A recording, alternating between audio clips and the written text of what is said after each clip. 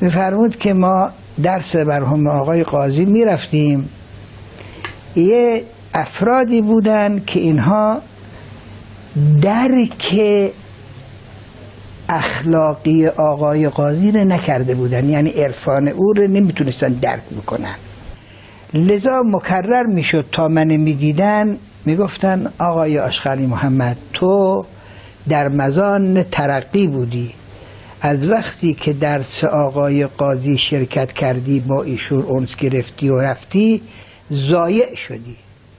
پدرم میفرمود یه نگاهی من اینجوری بهشون میکردم، سرم میگذاشتم پایین، اشک چشمم از کنار میآمد و میگفتم اگر ضایع شدن اینه، کاشکی بیشتر ضایع بشن.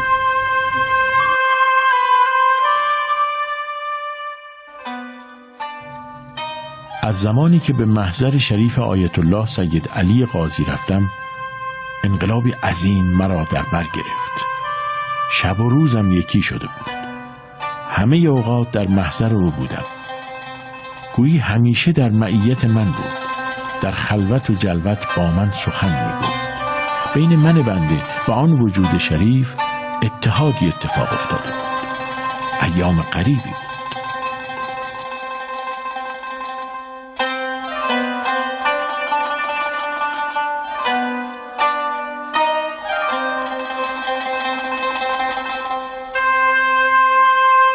حضرت آیت الله نجابت فرمودند که آیت الله بروجردی از خصیصین شاگردان آیت الله قاضی بود و می‌فرمودند تقریباً هفته چند روز می آمد و در محضر آیت الله قاضی برای آیت الله قاضی مثنوی می‌خواند.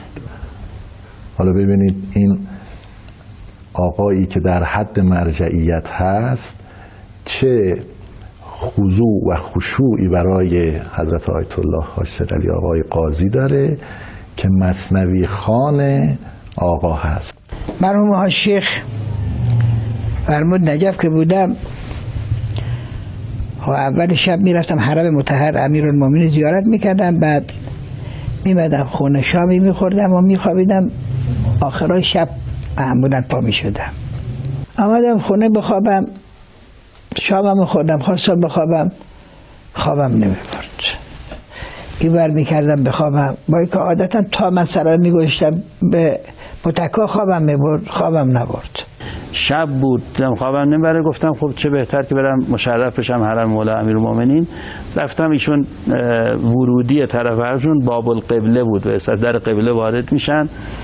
بعد گفتن سلامی و زیارتی، باز قاعدتا باید برمیگشتن به اون طرف. گفتن نمیدونم چه نیرویی منو کشون به طرف بازار بزرگ. ایستادم یک کنار، همینجور که نگاه میکردم دیدم از اون طرف مقابل من جایی که بازار مثلا بود و اینها، یک کسی داره میاد نزدیک داره میشه. نگاه کردم، خوب که متوجه شدم دیدم که مرحوم آیت الله حاج سید علی آقای قاضی هستن که دارن تشریف میارن.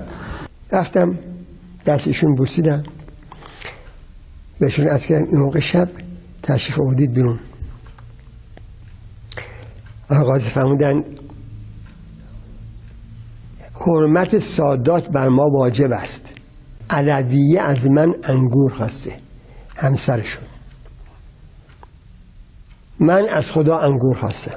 شیخ علی محمد بروجردی گفتن، من یه دفعه به نظرم رسید که خب این کی منو بلند کرد آورد اینجا این موقع شب، حتما این جریان آقای قاضی هست.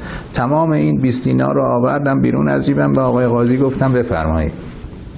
مرحوم آقای قاضی از اون وسط حدود ربع دینار، 1/4 دینار رو برداشتن، گفتن همین کفایت میکنه.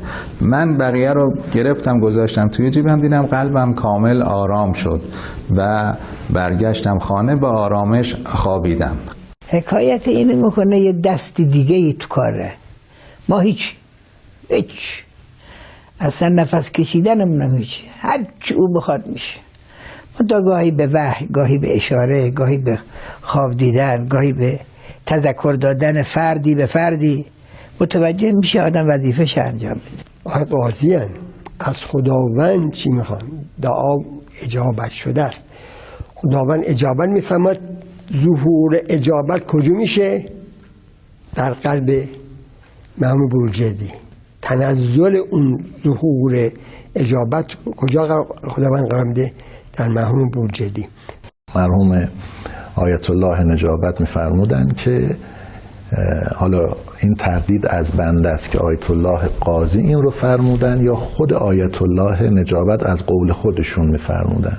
این تردید دارم بنده، یا از آقای قاضی شنیده بودن یا خودشون میفرمودن که مرحوم آیت الله شیخ علی محمد بروجردی 8 درجه ایمان رو حائز بود، به دست آورده بود.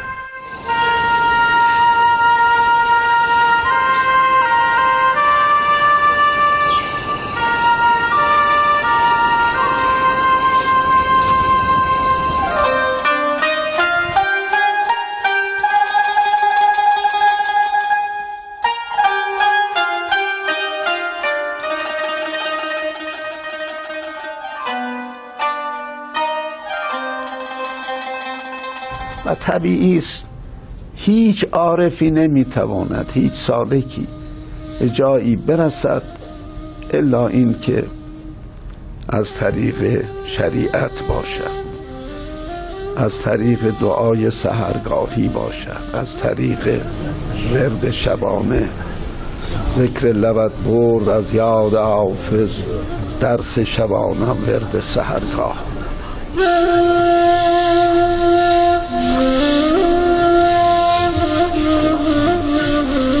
ایشون مرحوم